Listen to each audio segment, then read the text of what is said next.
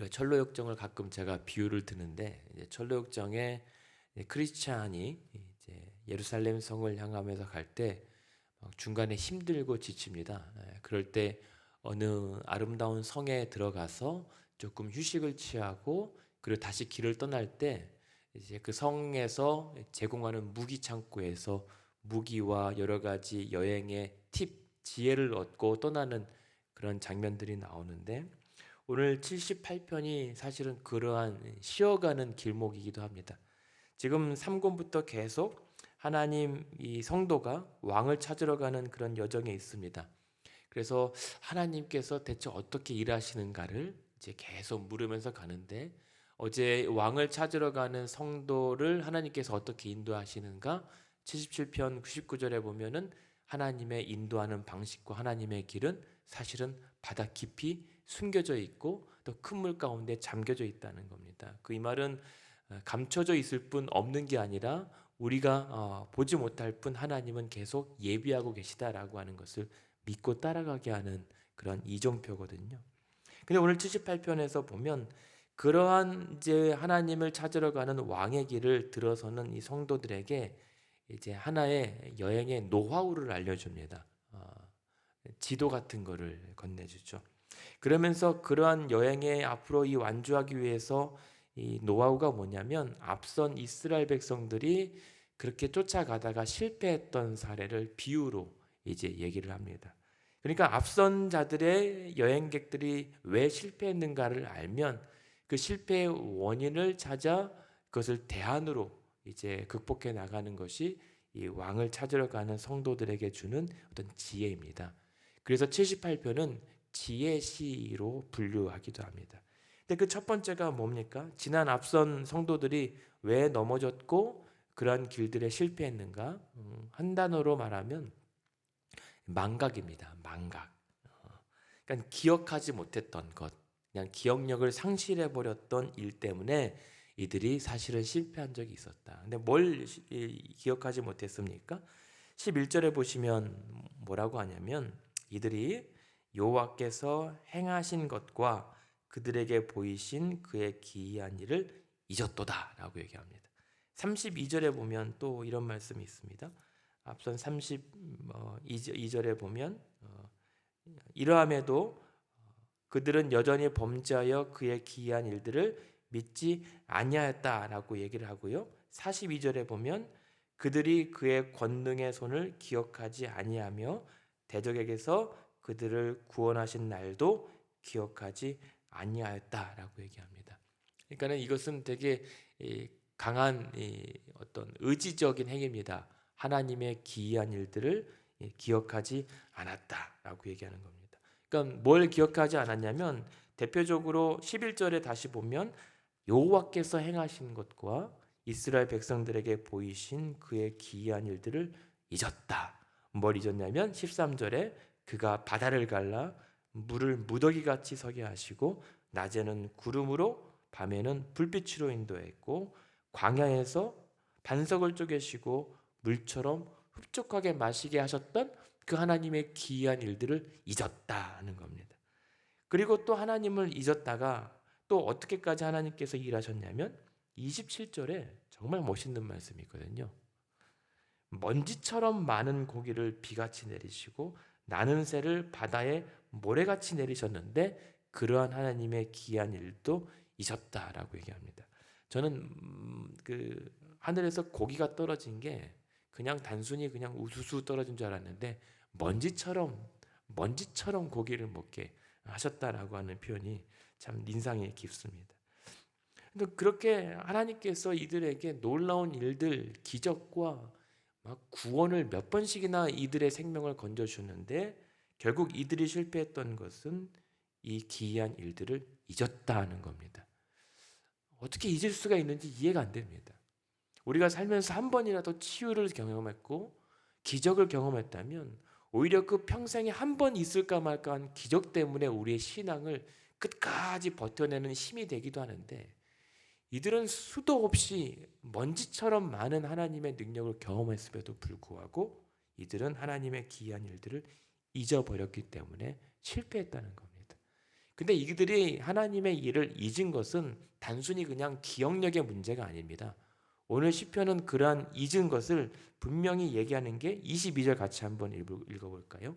22절에 보면 이는 하나님을 믿지 아니하며 그의 구원을 의지하지 아니한 때문이로다. 아멘. 이들이 기억하지 않았다라고 하는 것은 다른 말로 이들은 하나님을 믿지 않았다는 것과 동일시합니다. 그래서 32절에도 이러함에도 그들은 여전히 범죄하여 그의 기이한 일들을 믿지 아니한 거다.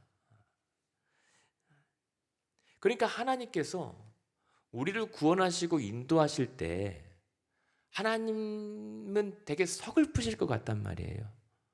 하나님은 전능하시고 기적의 하나님이신데도 불구하고 그런 기적을 마음껏 사용하지 않으시려고 하는 이유가 이 수많은 기적에도 불구하고 이 이스라엘 백성들은 기억하기는커녕 믿지 않았기 때문에 바위를 아무리 깨뜨려도 아무리 무수한 새들을 떨어뜨려 먹여도 이들은 안 된다는 것을 아시기 때문에 오히려 하나님은 자신의 능력으로 백성들을 몇 번이고 그렇게 채우고 싶으셔도 안 된다는 겁니다.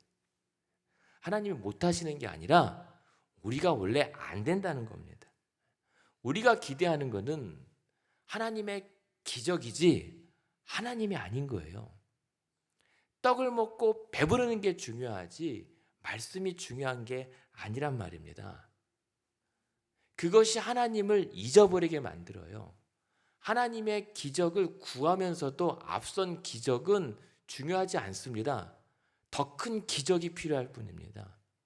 그러니 하나님은 내게 도움이고 피난처고 요새시지만 그 요새가 되시려면 내게 적어도 한 바위는 한 수백 개는 깨뜨려 주셔야 되고 거기서 생수통에 물은 한 몇 갤론은 채워 주셔야 하나님을 믿을까 말까 하다는 겁니다. 그게 우리인 겁니다. 오늘 아침에 그래서 어제도 말씀드렸지만 오늘 이번 주에 본문이 계속 하나님의 기이한 일들, 기이한 행적들, 기이한 사적들, 오늘도 본문에 기이한 사적을 후대에 전한다라고 얘기했죠. 저는 기대합니다. 정말 하나님께서 우리에게 정말 기이한 일을 행하실 것 같다니까요. 그런데 우리가 기대해야 될 것은 그 일을 행하시는 하나님이셔야 되지 하나님의 기이한 일들, 기적과 능력의 맛봄에 우리가 멈춰서는 똑같다는 겁니다. 오히려 그 능력 때문에 넘어지고 오히려 그 하나님을 믿기는커녕 원망했던 이스라엘 백성들의 과거 사례를 돌아보라. 그러니 오늘도 그 망각을 우리의 여행의 팁으로 살려면 하나님의 일을 결단코 잊지 않으려고 하는 몸부림이 필요하다는 겁니다. 하나님을 기억해내십시오. 하나님의 일을 떠올리시고 그 하나님이 어떤 분이신가에 대하여 집중해야 하는 겁니다. 그런데 두 번째는 그럼에도 불구하고 이들이 왜 실패했는가? 결국은 믿긴 믿었다 손 치더라도 순종하지 않았기 때문에 실패할 수밖에 없었던 겁니다. 믿는 것과 순종하는 것은 언뜻 보면 같아 보이지만 사실은 별개로 떼어놓고 보면 전혀 다른 거예요. 솔직히 믿는데 순종하지 않는 것은 그 말은 역으로 믿지 않는 것과 또 동일한 겁니다. 믿음과 행함이 같이 간다고 하잖아요. 그 행함이 뭡니까? 순종입니다. 그런데 이들은 그래요. 하나님의 일을 기억한다고 하고 우리가 어떻게 안 믿을 수 있냐? 믿는다고 했지만 그 믿는다는 것이 불신앙과 똑같다는 것은 뭐냐면 그 믿음대로 순종하지 않았다는 것. 그것이 이들의 실패의 이유입니다. 8절 우리가 아까 읽었죠. 8절에 보면 그들은 그들의 계명을 지켜야 했지만 그들의 조상들은 완고하고 패역하여 그들의 마음이 정직하지 못하고 하나님께 충성하지 아니하는 세대였다라고 얘기를 하는 겁니다. 그래서 17절에도 보실까요? 17절에 보면 그런 방식으로 하나님의 기적과 능력을 경험하면서도 그 일들을 기억하지 않았을 뿐더러 17절에 보면 그들은 계속해서 하나님께 범죄했다는 겁니다. 그리고 메마른 땅에서 지존자를 배반해왔다는 겁니다. 놀랍지 않습니까? 하나님께서 그런 크신 능력을 행함에도 불구하고 이들은 먹고 배부르면 계속해서 범죄하기에 바빴다는 겁니다. 37절에도 보면 이는 하나님께 향하는 그들의 마음이 정함이 없으며 그의 언약에 성실하지 아니하였다라고 하는 겁니다. 하나님이 우리의 반석이시며 우리의 구속자이심을 막 되뇌이면서도 실제로는 36절에 그에게 입으로만 아첨하고 혀로 거짓을 말하면서 그 하나님의 언약에는 성실하지 못했던 모습들. 그래서 56절에도 보면 하나님은 그래도 그러면 끊임없이 하나님께서 은혜를 베푸시고 기이한 일들로 그때 고비고비마다 넘겨주셨지만 56절에도 그러나 그들은 지존하신 하나님을 시험하고 반항하고 그의 명령을 지키지 아니했다는 겁니다. 저는 이게 더 기적 같습니다. 하나님의 기적을 봤음에도 불구하고 하나님을 그 명령에 순종하지 않았던 게 더 놀라운 능력과 기적 아니겠습니까? 그래서 성경이 뭐라고 얘기하냐면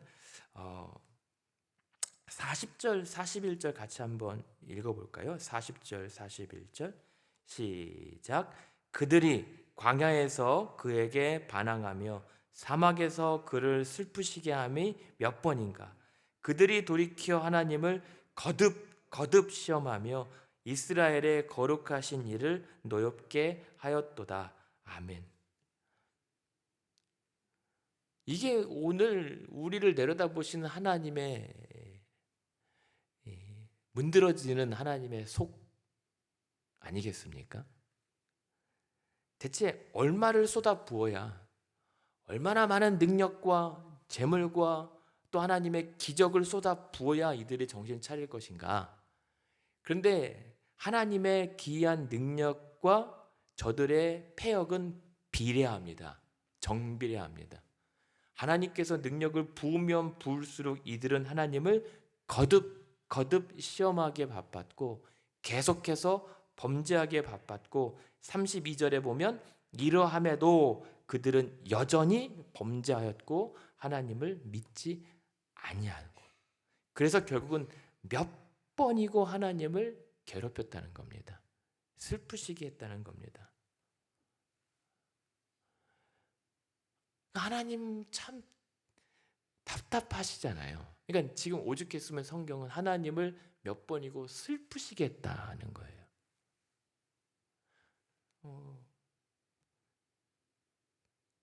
사실 면목이 없잖아요. 하나님께서 우리를 몇 번이고 살리셨고 거듭 오히려 하나님께서 기이한 일들로 우리를 건져 오셨는데 이스라엘 백성들은 그러면 그럴수록 더 범죄하고 그럴수록 몇 번이고 하나님을 슬프게 하는데 아무런 죄책감도 없는 거예요. 불순종입니다. 결국 이제 이러한 사건을 통해서 우리가 확인할 수 있는 것은 우리는 완벽한 죄인이라서 하나님의 어떠한 기이한 능력을 보아도 구제불능이라는 사실입니다. 우리는 완벽한 죄인입니다. 그래서 하나님의 능력을 날마다 경험했음에도 불구하고 우리는 한번 정신 차릴 것 같잖아요. 광야 이스라엘 백성들의 모습을 우리가 한숨 지을 게 아니라 항상 우리의 자화상, 거울이라고 보시면 딱 들어맞아요. 오늘 우리는 기도하면서 물어야 됩니다. 하나님, 오늘 우리를 보시면서, 아니 나를 내려다보시면서 슬퍼하시는지 기뻐하시는지. 우리는 하나님의 도우심과 능력을 구함에도 불구하고 하나님의 심경에는 안중에도 없다는 겁니다. 하나님께서 정말 우리에게 무엇을 바라시는가? 우리는 하나님의 기적과 능력을 구하는 건 맞지만 정말 하나님께서 우리에게 이 상황을 통해서 내게 원하시는 하나님의 속뜻에 대한 우리는 관심이 없다는 겁니다. 그러나 그런 모든 일들 가운데 오늘 그 실패의 이유가 불순종이었다면 오늘도 우리에게 원하시는 것은 무엇입니까? 하나님의 말씀을 지켜 행하며 순종하는 겁니다. 하나님의 말씀이 우리 여정의 지도와 같은 역할이라면 그 지도를 따라가야죠. 가긴 가되 이 지도 말고 내가 원하는 다른 길을 내놓으라고 하는 으름장을 넣는 게 이스라엘 백성들의 모습이었단 말입니다. 하나님 이거 말고 다른 숨겨놓은 지도 내놓으십시오. 그러나 그 가운데 결국은 그러한 결과로 이 이스라엘 백성들이 실패했던 결정적인 이유는 뭡니까? 이러한 믿지 못함과 불순종 때문에, 이 믿음 없음 때문에 결국 하나님의 심판과 진노로 이들은 광야에서 엎어져 버린 거예요. 그래서 59절에 보시면 뭐라고 합니까? 59절에 보면 하나님이 들으시고 분내어 이스라엘을 크게 미워해 버렸다는 겁니다. 하나님 눈밖에 한번 나면 이제 뼈도 못 추린다는 것이죠. 근데 쉽지 않은 게 하나님의 눈밖에 나는 것도 쉽지가 않은 거예요. 왜냐면 어지간하면 하나님은 참으시는 분이시기 때문에. 그런데도 그 오래 참으시는 38절에 보십시오. 오직 하나님은 긍휼하심으로 죄악을 덮어주시어 멸망시키지 아니하시고 그런 진노를 여러 번 돌이키시며 그의 모든 분을 다 쏟아내지 아니하신 하나님 눈밖에 났다는 것은 그만큼 하나님보다 더 배짱 부렸다는 거거든요. 그래서 하나님께서 진노하시고 분내심 때문에 결국은 60절 61절에 보면 뭐라고 합니까? 지금 내용이 길어서 그냥 이제 전체적으로 내용을 살펴봅니다. 60절 61절에 보면 하나님께서 그들을 미워하도록 내버려 두셔서 실로의 성막을 떠나시고 그의 능력을 그의 대적들에게 넘겨주시는 거예요. 하나님의 능력을 자신의 사랑하는 백성들에게 행하지 않고 그 능력을 사랑하는 백성들을 괴롭히는 이방 민족에게 대행하게 만들어버립니다. 심판입니다. 그러니까 이게 누구 잘못이란 말입니까?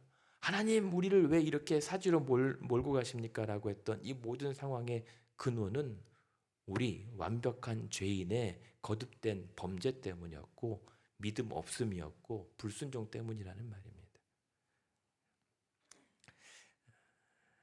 그런데 하나님께서 그러한 진노와 심판 때문에 그들을 내치시면 결론이 나야 되는데 우리 하나님의 결론에는 또 여기서 또 반전이 일어난다는 거예요.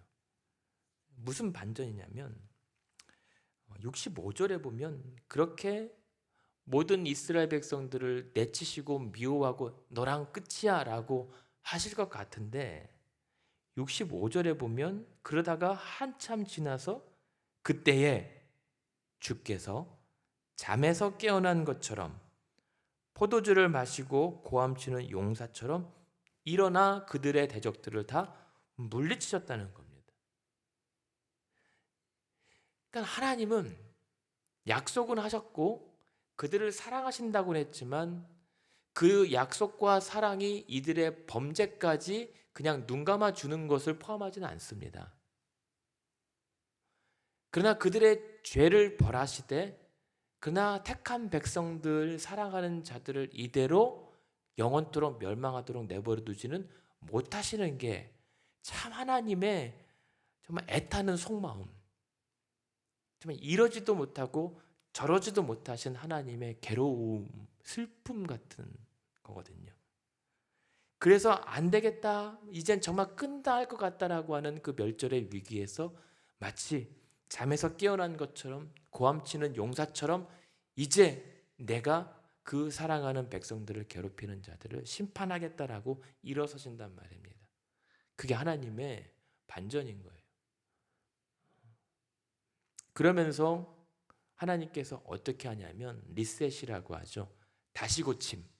여러분 컴퓨터 하시다 보면 리셋 버튼 다시 고침 뭐 이렇게 하면은 그냥 헝클어졌고 막 그냥 이렇게 멈춰버렸던 망가진 화면이 다시 새롭게 세팅되는 장면이 나오거든요. 그 말은 뭐냐면 우리 다시 하자. 다시 해보자. 지금 우리가 하나님께 매달려야 되는데 하나님이 우리에게 지금 매달리시는 장면이라는 겁니다. 원래 매달리는 거는 아쉬운 사람이 매달려야 되는데 하나님께서 뭐가 아쉬워서 우리에게 계속 매달리세요. 오늘 시편 78편에도 얼마나 많은 밀당이 있는지 모릅니다. 그런데 그 밀당 가운데 내치는 손은 우리가 하나님을 내치고 있단 말입니다. 근데 그때마다 그 내친 손을 다시 부여잡고 매달리는 분이는 하나님이세요. 이게 뭔가 잘못된 거란 말입니다. 근데 이번에도 67절에 보면 그래서 요셉의 장막을 버리시고 에브라임 지파를 택하지 않았다라고 하는 것은 에브라임 지파는 싸움은 잘하는 전쟁에 어떤 능한 지파잖아요. 근데 그런 지파들을 통해서가 아니라 68절에 보면 오직 유다 지파와 그가 사랑하시는 시온산을 택하고 70절에 보면 그의 종 다윗을 택하시되 양의 우리에서 취하시며 72절에 보면 이에 그가 그들을 자기 마음의 완전함으로 기르고 그의 손의 능숙함으로 그들을 지도하였다라고 얘기합니다. 이 말은 다시 유다 지파를 선택해서 다윗을 그 지파에 속한 다윗을 속해서 다시 이스라엘 백성들을 인도해 내겠다라고 하는 하나님의 결단인 겁니다. 우리 다시 해보자. 근데 이번에도 내가 속아줄게라는 겁니다. 너희가 나를 믿지 못하겠느냐? 내가 너희를 한번 믿어보겠다. 믿어주겠다. 이겁니다. 그러니까 결국 지금 하나님께서 진노하시고 화내시는 이유는 그겁니다. 너희 다 죽었어 이게 아니라 제발 내 마음을 좀 알아다오 이거예요. 하나님께서 크게 분하셨고 또 들으시고 진노하신 거는 너희 멸망이다 이제는 관계 끝이다가 아니라 그렇게 성을 내시면서까지 하나님의 속뜻을 조금 알아다오 이겁니다. 내가 너희를 얼마나 사랑하는지, 내가 너희를 이렇게 건져내면서 기이한 일들도 행하지만 때로는 거친 험곡으로 인도하는 이유의 그 궁극적인 내 마음을 좀 이해해다오. 그게 뭐겠습니까? 그저께인가요? 저희 아내가 동영상 링크를 하나 보내왔어요. 그러면서 이것이 내 속뜻이야 뭐 이런 식으로 보냈길래 뭔가 저한테 갑자기 무슨 마음을 고백하나 그래서 조금 이제 딱 클릭을 했는데 그 장면이에요. 어떤 정신과 의사인지 심리학자인지 이제 얘기하는데 이 얘기를 하는 겁니다. 아내들이 남편들에게 설거지 좀 하라고 뭐 청소 좀 하라고 이러고 하는 것은 진짜 설거지 때문에 화를 내거나 청소를 안 해서 화를 내는 게 아니라는 거예요. 이게 무슨 말이죠? 근데 사실 얼마 전에 이제 설거지 뭐 이런 얘기 하다가 이제 된 건데 아내들이 이제 남편들에게 설거지하고 뭐 집안일을 조금 이렇게 같이 분담하자라고 하는 것은 역할에 대한 얘기가 아니라 저는 모르겠습니다. 아내들이 생각하기에는 이 집안에 대한 일들을 자기 혼자 책임지는 것에 대한 서운함. 그래서 설거지가 아니라 이 일에 대하여 같이 책임져서 한번 해보자, 같이 하고 싶다라고 하는 심리를 드러내는 것이 설거지 안 하냐, 청소 안 하냐 이런 표현이라는 얘기를 했어요. 근데 그것이 본인의 속뜻이래요. 그래서 제가 답을 보냈죠. 내가 책임질게. 뭐 이걸 이렇게요. 네, 그래서 어제도 설거지를 제가 시키지도 않았는데 했는데 제가 드리고 싶은 말씀은 그게 중요한 게 아니라 이러한 마음이 어쩌면 하나님 마음이 아니겠는가라는 생각이 드는 겁니다. 하나님께서 왜 이렇게 매달리실까? 하나님이 충분히 스스로도 완전하신 분이 뭐 보잘것없는 내게 이렇게 미련과 집착을 보이실까? 왜 화냈다가도 왜 버리지 못하고 내 손을 다시 붙잡아 이끄실까? 하나님 속마음을 좀 알아달라는 말, 나랑 같이 좀 가자는 것, 우리 같이 가보자는 것, 그것이 사실 하나님 지금 우리에게 원하시는 마음이거든요. 하나님의 구원은 따놓은 거지만 우리는 구원과 결과와 능력에만 지금 마음이 있을지 모르지만 하나님에게는 그건 중요하지 않단 말이에요. 하나님에게 있어서 능력과 기적은 너무나도 상식적인 일반적인 일이고 하나님에게 있어서 우리에게 약속해 놓으신 구원은 당연한 거란 말입니다. 하나님은 그러나 그 당연한 것 말고 그 모든 과정에서 하나님과 우리가 함께 가면서 함께 즐거워하며 이 길을 같이 가보고 싶은 게 하나님이 원하시는 거거든요. 우리를 지으신 목적이 그겁니다. 우리랑 함께 하고 싶은 거예요. 함께 좋은 곳을 보고 함께 즐거워하는 이 하나님과 어울림이 우리에게 원하시는 건데, 우리는 그래서 하나님 우리 지금 어디로 가시는데요? 몇 시간 남았는데 몇 분 남았어요? 이것만 따진단 말입니다. 그러니까 지금 이 말은 하나님의 진노가 우리를 넘어뜨리고 두렵게 했다면, 그 가운데 하나님께서 내게 원하시는 것이 무엇인가? 72절이죠. 72절에 보면 같이 한번 읽어볼까요? 시작. 이에 그가 그들을 자기 마음에 완전함으로 기르고 그의 손에 능숙함으로 그들을 지도하였도다. 아멘. 그 유다 다윗 목동을 통해서 하나님께서 그를 끄집어낸 것은, 그래서 그의 순전하고 순결한 그러한 마음으로 하나님의 양떼들을 기르고 그의 익숙하고 훈련된 손으로 그 하나님의 일들을 감당해 내길 원하는 겁니다. 하나님의 일들을 같이 하고 싶은 거예요. 그것이 저와 여러분 오늘 이 아침에 하나님께서 원하시는 바람입니다. 같이 해보고 싶으신 거예요. 그러나 중요한 건 뭡니까? 이 모든 여정의 실패와 하나님의 그러한 다시 일으키시는 그러한 인도하심의 성공은 트리거는 뭡니까? 그 하나님의 은혜, 하나님의 은혜가 그 하나님의 약속을 이루게 하고 그 땅에 들어가게 하셨다는 거 아닙니까? 그러니까 믿어보라는 겁니다. 그 죄악을, 반복되는 죄악을 은혜로 갚으시는 하나님이 있기 때문에 그 하나님만 바라보라는 거죠. 그 하나님께 모든 소망을 걸어두고 따라만 와보라는 겁니다. 그래서 보십시오. 23절에 보시면은 그러나라고 얘기하잖아요. 하나님의 그러나입니다. 우리는 그렇게 하나님의 기이한 일들을 믿지 않고 순종하지 않았는데 23절에 그러나 그럼에도 불구하고 하나님은 우리에게 하늘문을 여시고 먼지와 같은 은혜를 베풀어 주셨다. 그런데 30절에 보면 그러나 우리들의 그러나입니다. 그런 하나님의 은혜에도 불구하고 그러나 우리는 욕심을 버리지 아니하였다는 거예요.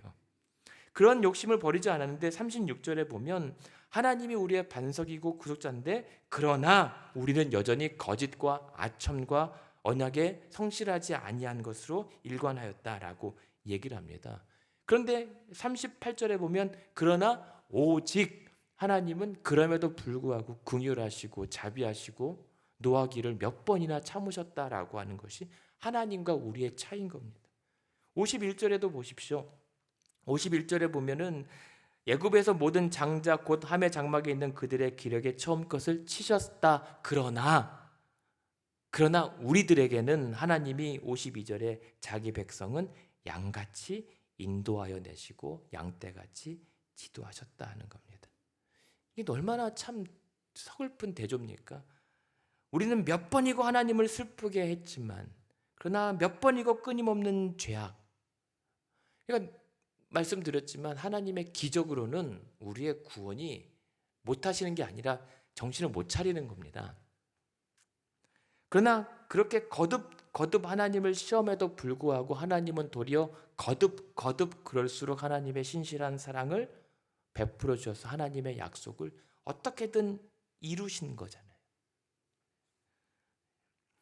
그러니까 이들이 결국에는 하나님의 약속을 보게 된 것은 이들의 순종 때문도 아니고 사실 믿음 때문도 아닙니다. 하나님이 약속하셨기 때문에 하나님의 약속 때문에 들어가게 되는 겁니다. 구원을 얻게 된 겁니다. 그래서 우리에게 원하시는 것은 그냥 믿고 따라만 와보라는 거. 이게 믿음과 순종이고 구원인 겁니다. 그래서 우리는 잊어요. 우리는 잊는데 하나님이 잊질 않으시는 거예요. 그래서 우리가 잊을 때마다 하나님이 기억하여서 어떻게든 끌고 가시는 게 오늘 하나님께서 우리에게 일하시는 또 방편인 겁니다. 그래서 오늘 결론은 무엇입니까? 78편 4절과 7절이에요. 그러므로 우리가 이러한 선례를, 실패의 사례를 보면서 우리가 오늘도 기도할 것은 물론 기적도 좋습니다.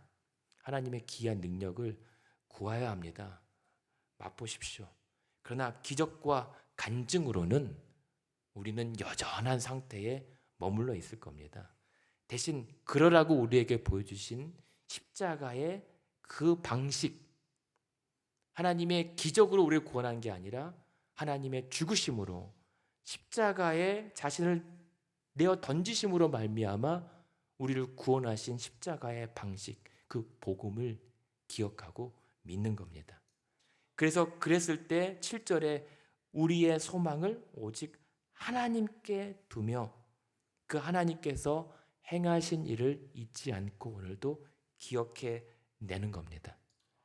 그랬을 때 오늘도 그 하나님을 믿고 우리 마음의 완전함, 순결함을 통해서 우리에게 각자 손에 들려진 책임과 능숙함과 은혜의 그런 행적들을 잘 감당해 내면서 4절 같이 읽고 마치겠습니다. 시작. 우리가 이를 그들의 자손에게 숨기지 아니하고 여호와의 영예와 그의 능력과 그가 행하신 기이한 사적을 후대에 전하리로다. 아멘. 우리가 기적만 자랑하는 거 다 필요 없습니다. 하나님 내게 어떤 능력을 베푸는지 자랑하는 거 중요하지 않습니다. 그것이 우리의 믿음을 보장하는 게 아니라 그것을 베푸신 하나님의 은혜와 약속이 그러한 일들을 자랑하게 만드는 거죠. 여러분 오늘도 그러한 하나님의 그 은혜에 충만하여서 하나님의 영광과 명예 그리고 하나님의 능력과 하나님의 기이한 사적들을 정말 자신 있게, 그래서 하나님을 슬프시게가 아니라 기쁘시게 하는 저와 여러분의 하루 되기를 주님의 이름으로 축원합니다.